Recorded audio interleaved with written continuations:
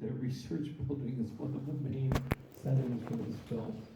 I have no idea. All I know is that we were very restricted in which areas we could use, the exterior and the stairwell, because the scenes of me running up and down the stairs was in that building.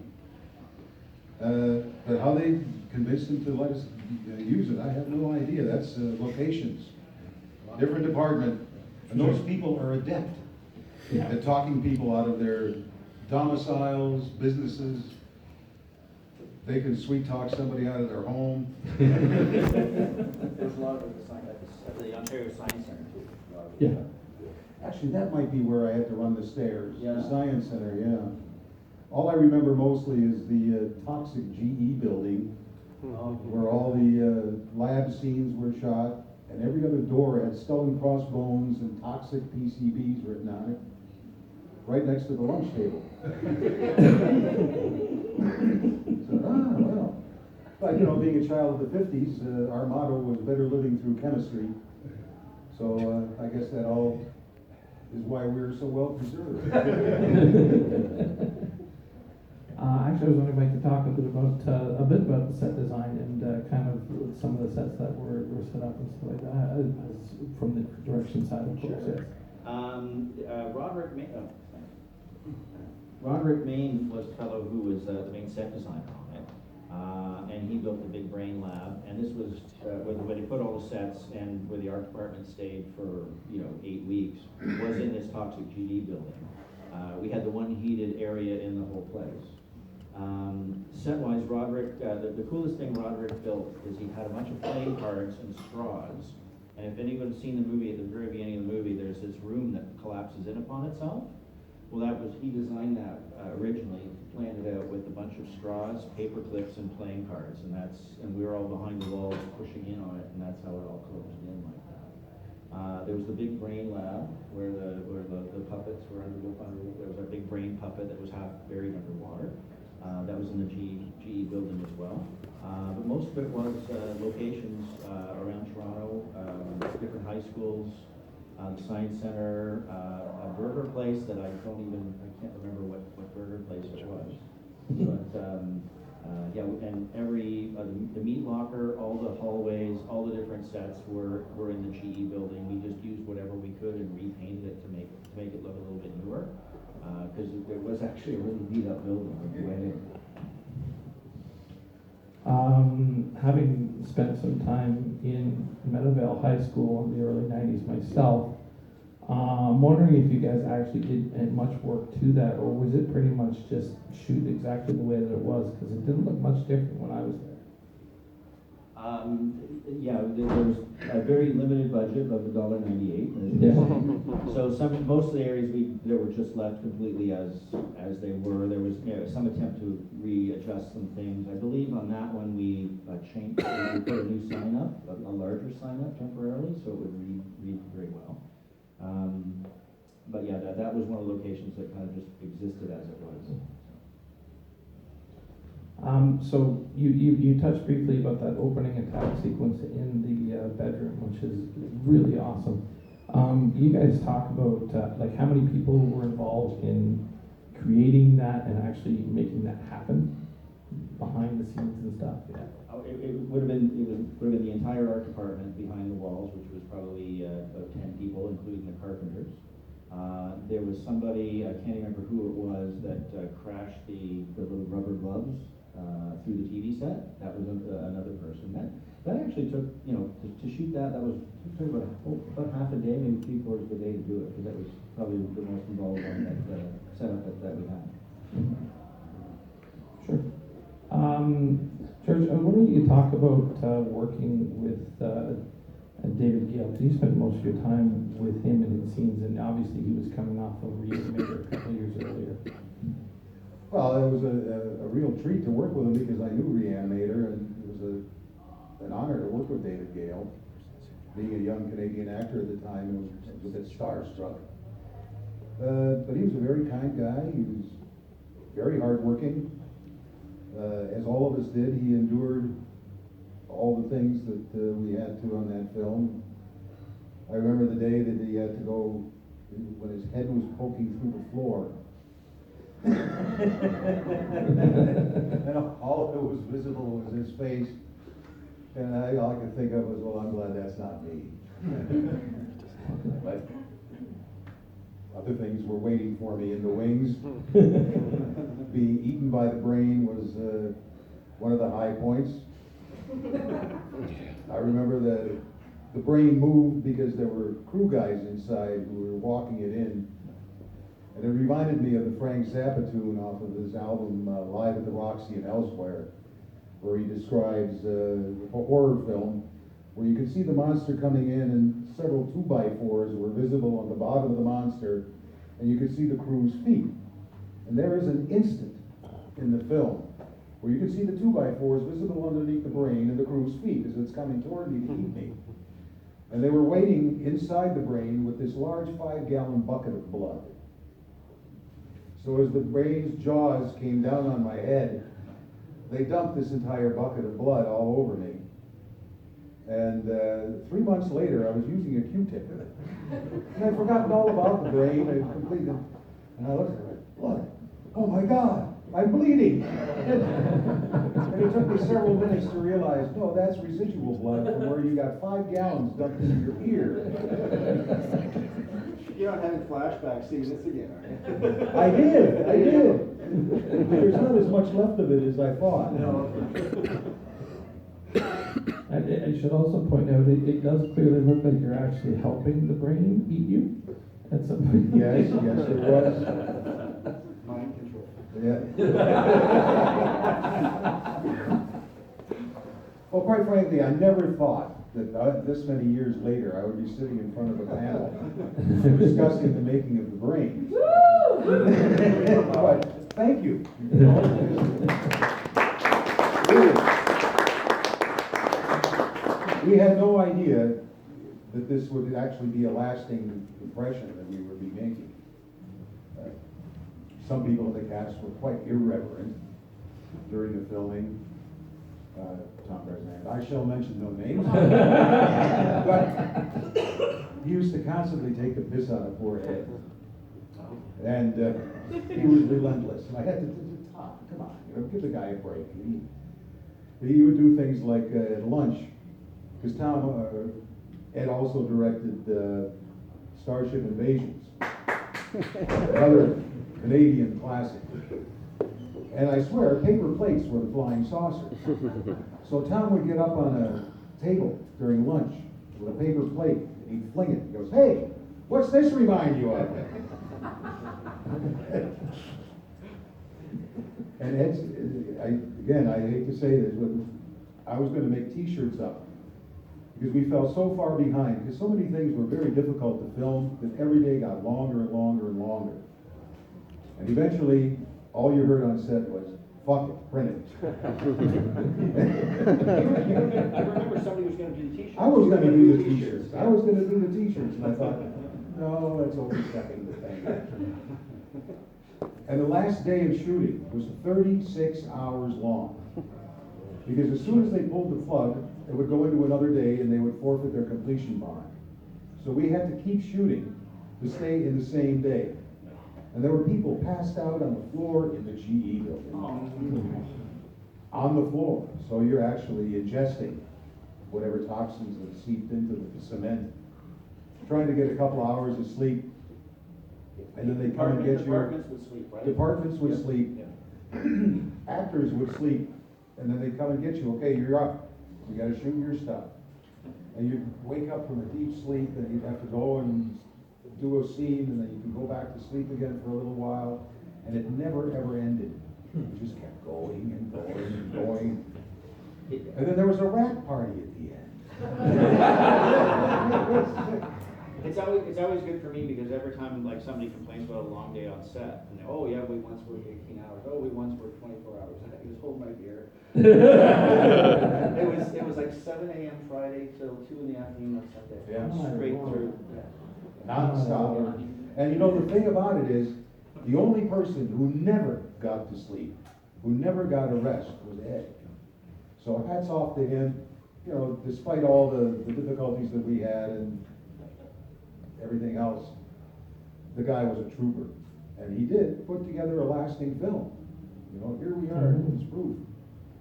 So, Yeah, I mean, I can't imagine any of you thought that 30 years after the film had come out, that you were not only gonna be, you know, still talking about it, but there's a Blu-ray out there. I know.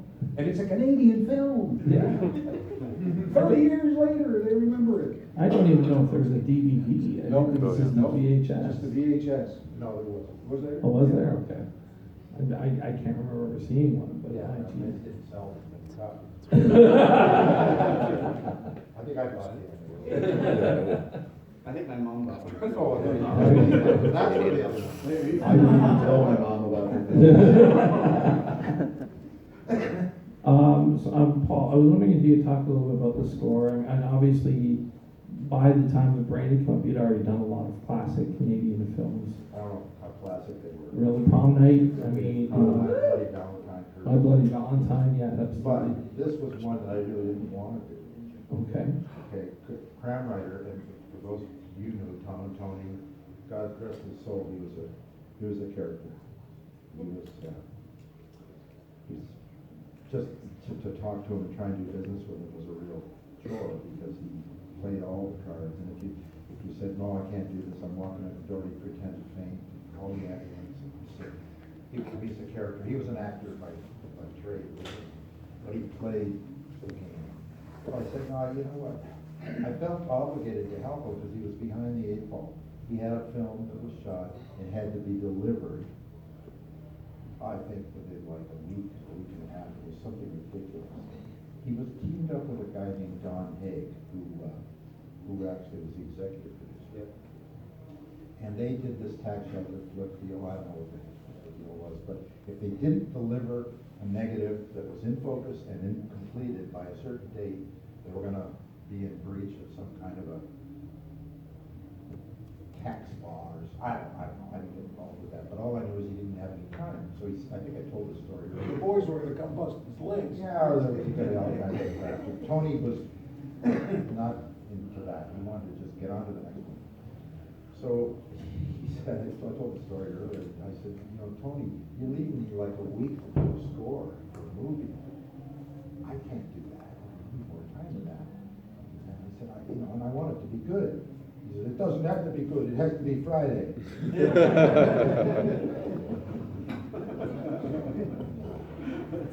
That's his line. I said, well, okay, but if it's not good, I'm not going to put my name on it. He said, so put somebody else's name on it. So I said, all right, so you don't mind if I put a pseudonym on it? No, I don't care what name you put on it, just get it here. So my studio was on Dufferin Street. I thought, I got to come up with a pseudonym. I can't put my name on this piece of crap. It's going to be an embarrassment. It's going to hurt my career. You know, it's just this thing is a joke. yeah. So I said, Dufferin, Peter Dufferin, how's that? He said, okay, that's the composer. I was getting ready to submit that to the head credits and titles. I said, all right, I'll see what I can come up with. So I went into the studio and I'm thinking, all right, what am I doing here now? What does a brain sound like? Did they at least show you the film? Yeah, I had the film, and that's what scared me.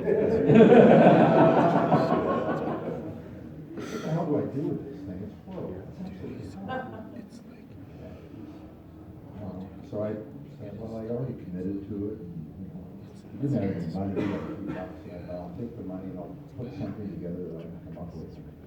So I played around with it. I spent some time, put a score together, and I did bring it in by Friday. But lo and behold, I actually started to like it. And the score was good, and it was fun. And I brought it in, and he said, oh, this is wonderful. It's good. Yeah, well, Tony, you haven't heard it yet, but it's here. So then I said, okay, you know what? Put my name on it. This thing might have a chance. It may be one of these things that it's so bad that it's good. You know, and I've done a lot of those. So I said, all right, put your name on it. You put the score. I didn't change anything. It went right to the film house, the lab, and they printed it. And they got an answer print, done it went. And of course it died. I saw Don Haig in the lobby about 3 months later. I said, how's the brain going? He says, it's brain dead. They were already papering up their next deal. Like George said. But that was Canadian filmmaking. 30 years later, here we are. I got a call from a label in the States who said, I want to do a double album vinyl on The Brain. Can you get me the score? It's coming out next month.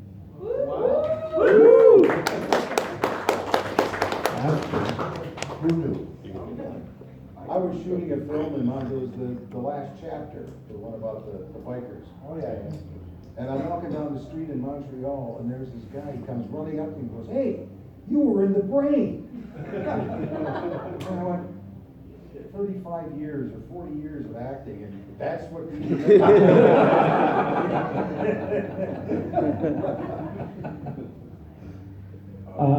I guess another question from Mike here is, how on earth did you end up with The Brain for all this time? Well, that's another Tony Cranwriter story.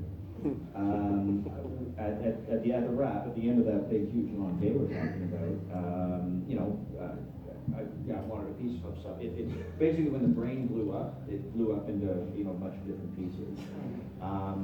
And what I actually wanted is I wanted the gloves the little monster hands that broke through the TV screen in the beginning of the movie. That's what I wanted, but Tony kind of bumped me out of the way, and he took them, and he ended up walking around with them. So this was my consolation prize, which fortunately when it came apart, it went back together very well. And here it is now. What's happened? This basically sat in the basement of whatever house I was in, and every Halloween it would come out, and I would give out candies to the kids through the mouth, and it was the biggest jack-o'-lantern in the neighborhood. So it was a big Halloween decoration, and I can't remember who I was talking to when I was first approached by the people that were organizing this. I'm not sure who it was. And I remember they were asking me about the movie, and I said, well, actually, I have The Brain in my basement. And then it was like, hello? I think the guy on the other end of the line passed out. It was not anything anyone was expecting to find out that this thing was still around. So, and up for auction, by the way. So, Yeah. yeah. The sheet is just in the other room, guys. So now it's time for you guys. So who's got a question? Hey, big fan. So I spent like the better part of the decade trying to find all the locations for this movie. So I found a lot of them, but there were a couple I was asking about. You said that you couldn't remember where the burger place was, because that's one of them. And the house at the beginning that the girl falls out of, do you know where that was? That is southwest Toronto, near just almost directly south of here. Okay. I can't remember the street, but it's directly south of here. It's near the exhibition. I believe it's where the where the railway tracks go. Yeah. It's like a house in one of those. You just have to look for the big turret that Right. jumps out, that she falls out of. Yeah. Falls out of. In the Blu-ray release, you can sort of make out the address too, so it might actually make things easier. It is south, right by the lakeshore, directly south Bathurst area, just west of the exhibition. All right. In that neighborhood there. So good luck. Thank you. And the spot where they're sort of hanging out in the car and the cop comes up, I assume that's just Hyde Park somewhere? Yeah, you would. Yeah, the decapitation scene was Hyde Park. I think it was the same night. Okay. Well, I was in the afternoon. Oh, okay, yeah. Same daylight when you. All right, excellent. Thanks. Right. In the back there. Is The Brain a movie that you guys will still like casually watch? And also, Not if we can help. My wife won't let me anymore. and also, how fun was it using a prop like that? What's fun? It was fun. Being eaten by it, despite the fact that it was cool working with this. Like the guy who actually worked on it, worked on Aliens. Like, what was his name again? Mark Williams. Mark Williams. So he came from a pedigree, except they gave him a lot more money to build his monsters on Aliens than he had on The Brain. But despite that the teeth wobbled because they were rubber. They still are. Yes. They haven't petrified. I think it was a pretty cool monster. There you go. I mean, I grew up in the 1950s where the movies were like the Blob, The Thing, Yep. The Attack of the Crab Monsters, Hmm? was it Gorgo, Mothra, and what's the remake, the famous Japanese one? I forgot that one. Godzilla. So these were all the movies that I watched growing up in black and white. This was Brain Stage 3. There were two other brains. There was one with no Started off as a face. little one, and I Yeah. remember one of my lines with David Gale was, "It's growing a tail." That's not the tail, that's its spine, its spinal cord. And then you have the transformation scene where the face actually Yeah. comes through, yeah. I mean, it was a really ambitious project when you come to think of it. Yeah. And on paper, it really would have made one hell of a good horror film had there been a lot more money to spend on it. So you can't really start downgrading it like we're making fun of it in a way now. But considering how much money they had to make it, I think we did not a bad job. That's great. I'd argue more that we're having fun with the movie as Well, opposed to yeah. fun at the movie. I think it's kind of grown an affectionate part for a Well, lot Ed of took people. it very, very seriously. Yeah. Ed had a very serious thing. I didn't see anything really funny about it at all. And I tried to, follow along in that and squelch all the negativity that could rise. Tom didn't. But then, that was filmmaking. I mean, we had, like, when I did Quest for Fire, we didn't even know what the heck we were doing, because the script was like 20 pages long. Because there was no dialogue. So all there was were descriptions of scenes, and we had no idea what kind of a film we were going to be seeing when it was completed. But the director had the film in his head, Jean-Jacques Arnaud. And when, the film took home an Oscar. So you never know what you're doing and where it's gonna end up.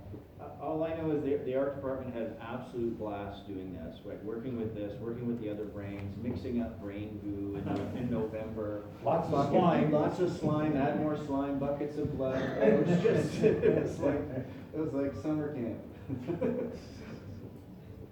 And so how big was the crew on this? I mean, a film like this nowadays, you're looking, you're probably just a room like this full of people just to shoot one scene. Just kind of the way everything gets done now, but back then I have to assume it was a lot less. Actually, no, it was Oh, really? Because they were all at my house. I threw a party for the whole cast and crew, and they all came, and, they all brought friends too. There were over 100 people in that house that night. Yeah, there's a crew picture somewhere, I remember, I should have brought it, it's a little album, it was like it was in front of the independent thinking set. And yeah, there was about this many people. Cool. Who else has got a question? Yes? Was there ever talk of a sequel or a remake? No.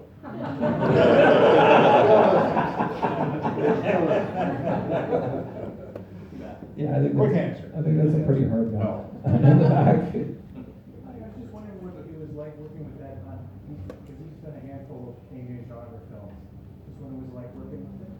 Well, I liked it. He was very, as I say, he took his film very, very seriously. And he was not a bad director. All I can say is I had a good time doing the film, even though it was, really, really hard work. And I can't say that I wouldn't work with him again anytime. He was a good guy. And he was the happiest director I've ever seen once a take went well. Yeah. Or a stunt went well. He was almost childlike how giddy he was when like the car flips over just right, or something like that. He was very, very enthusiastic.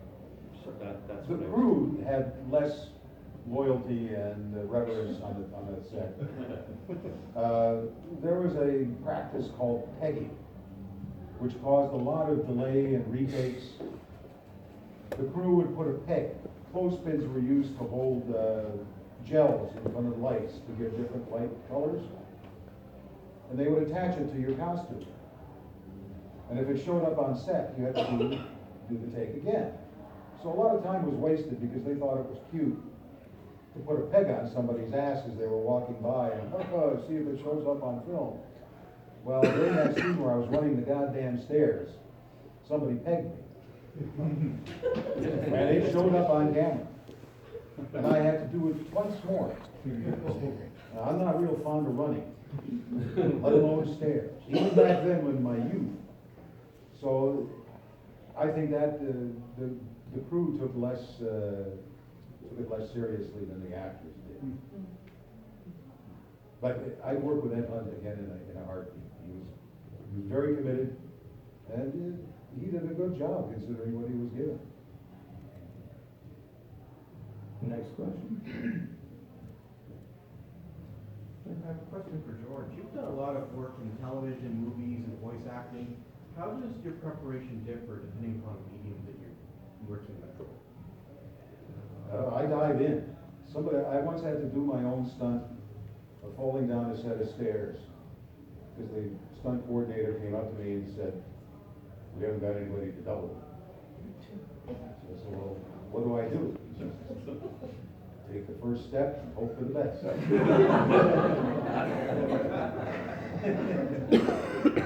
And that's essentially how I don't sit there. I'm not a method actor. I'm not one of these guys that you can't talk to.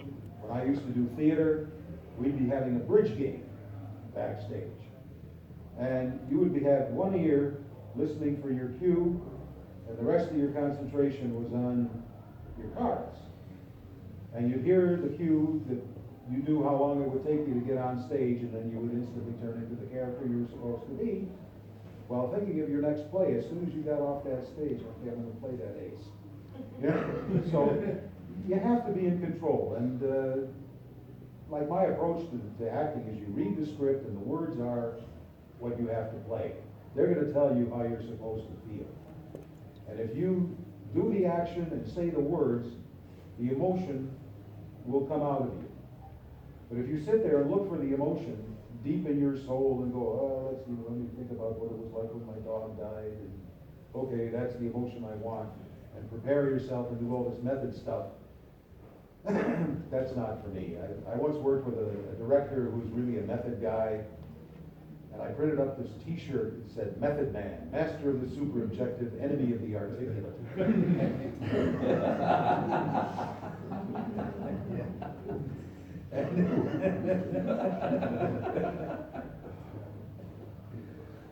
Bit of congratulations. No, I kind of says it all. The director was Kurt Reese, who was an acting coach, and he was one of these guys that would break down actors to tears. He would completely strip them of their personality and trying to build them up so that they would come up with some sort of a character, which I thought was really wrong. He did that to my wife too, because she took one of his classes. That was the result of the t-shirt. You have to make people cry and be in despair. You shouldn't be teaching.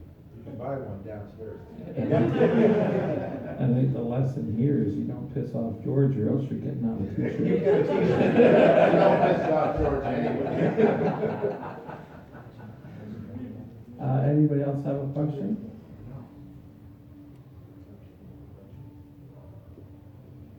Nobody else? Nobody else wants to know the Yeah, inner okay. workings of the brain. I've got a question about for George. You were saying you don't really like running, but it's funny just the amount of running that you actually do in the movie. So I know. when you were reading the script, were you aware of how much? Oh, yeah, I can do it, but no more. Because Yeah. now I've got arthritis so bad that getting out of bed takes me 15 minutes now. But that's 40-some years of riding motorcycles too. A lot of it in the winter. Now I'm paying for it. So the final sequence, which is where you have the big brain and all the people inside of it, in the warehouse setting, was that a warehouse that you found, or did you guys build that entire set? That was the GE plant. Yeah, that was the General Electric plant. It did so many different sets. And that was the 36-hour day. 36-hour day, yeah. Wow. Yeah. Cool. I mean, it just looked, that was probably one of the most impressive sets for me, just the way it looked. So, Yeah. Well, the art department, we had to stay, you know, a week ahead of these guys while they were shooting, so we had a little bit of time to, whenever they went on location or something, that'll give us a few extra days to put some stuff together. The fellow here was talking about the burger place, and I remember that GE plant was also the back room of the burger place, and the funny thing about it was the burger place was only so big, but the back room was like 3 times as big as the restaurant, so we referred to it in the art department as TARDIS burgers.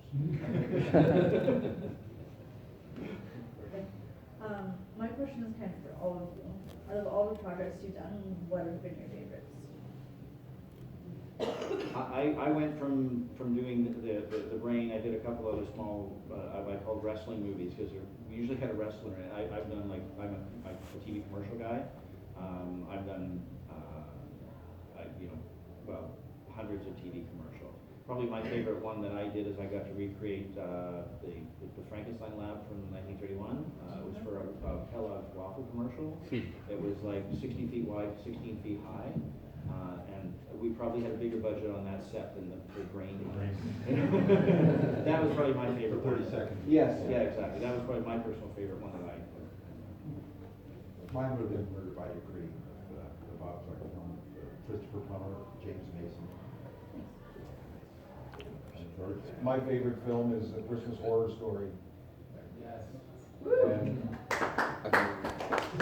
but my favorite job is the TV series Honey, I Shrunk the Kids.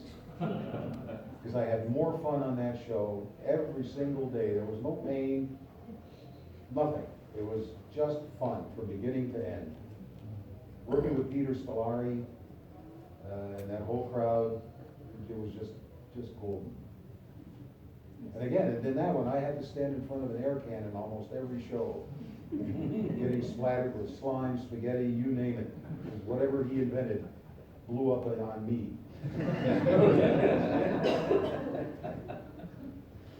think we have one here, one here, so we'll start here and work our way across.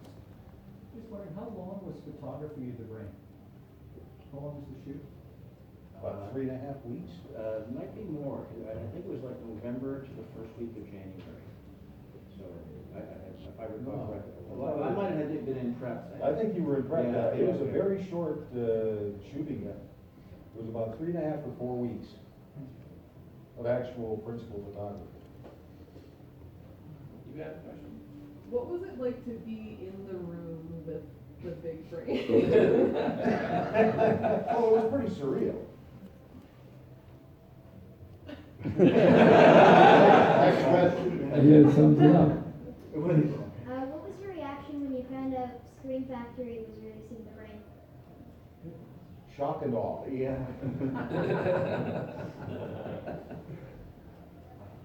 Shock and, there was, the first question was, why? But then it dawned on me that no matter what you do, there are going to be a substantial number of people who enjoy that. And who, like, there are things that I like that nobody else would ever consider. You know? And I'm not talking film, it could be food or whatever. But everything is individual taste. So you can't impose yours on other people, and it's obvious that there was a market for it. And I enjoy watching The Brain There you go. from time to time. I've seen it more than once. I think that when things like Scary Movie, the Scary Movie series has come out too, people are kind of gotten acclimatized to, a little kind of a campy side to horror, so there you go. That's Like, one of the things I could never understand was with the Rocky Horror Picture Show. Like, I was one of those guys who could not understand why are all these silly people lighting their cigarette lighters and doing all these and yelling the words and I want to see the movie. You know? But this is a whole other genre. And by the time I first saw Rocky Horror, people were already doing that. So for me, they spoiled the experience of seeing it without all the distractions. Or enhanced it if you've actually seen the movie. Well, without by distractions. now I know the words too. Any other questions, guys? Here's one Right over over here. there, yes. Question for Paul. So you talked about the Brain soundtrack that's coming out through TerraVision. Can you talk a little bit about what the process was of that was like? You know, was it difficult to locate the audio files and how much mastering had to happen? It was a pain because first, well, when George said earlier, first got the phone calls, they wanted to Brain soundtrack. Why? Yeah, you're nuts. You know, anyway, but he said, no, I think we can. We've had a lot of people ask about it, and I want to put it up. So I said, well, I don't know if I can find it. I mean, this stuff was done in such a hurry, and the tapes were just thrown in a box, and the box ended up in a basement, and I moved, and that box went to another place, and I moved, and I moved again. And even if I could find them, I don't know what condition they're going to be in. And finally, I said, well, I don't have much of that music left because this was predated any digital downloads. There was no such thing as, you know, MP3 files, AIF files. There was none of that. These were magnetic quarter-inch tapes, and they deteriorate over the years. So I managed to actually find some dupes, which duplicates, some copies, right? Somebody wanted a copy, and I made a copy, and I located them, and I had to resurrect this thing from the dead because it was pretty much. Yeah. Some of it I couldn't find, and I had to actually rebuild it. And then of course, he ended up saying, you know, I want to do a double album. I don't even know if I can come up with a single. Too wide. It's wild because that's what they're asking for. You know, the movie's like an hour and 13 minutes or some damn thing. He says, and it's almost, if you watch it, there ain't a scene in the movie that doesn't have music in it. Right? It's wall to wall. So there is 100 minutes of music, which is more than enough for a double album. So I said, well, okay, let's see what I can do. And I spent about 6 months. I started in Florida in February and just delivered everything back in August. So it took a long time to put this together. It was a labor of love, obviously, because I thought, no, somebody wants this thing for whatever reason. I'm going to come up with it. And I did. So, Make it right.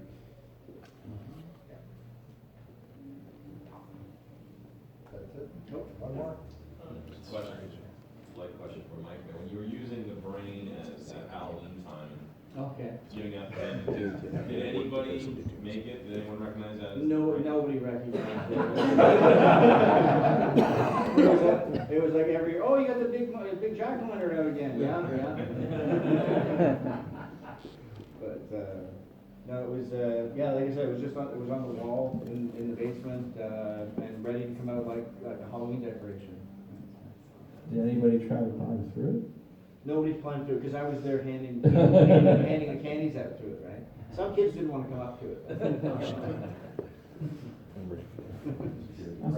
Yeah. I think we get time for one last question if anybody's got one. If not, then we can wrap it up. I want to thank you, gentlemen, for coming in and chatting with us today. Make sure you